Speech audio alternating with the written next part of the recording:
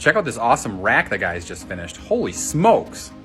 We combined one rack that was extremely tight and cluttered into two that is very nice and neat.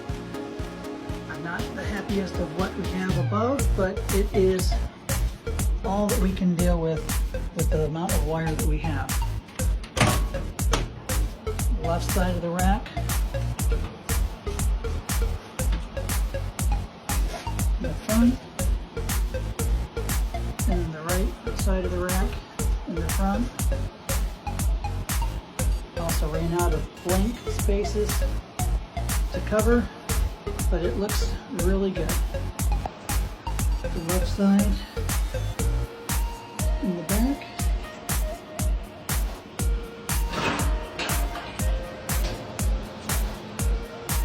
And the right side.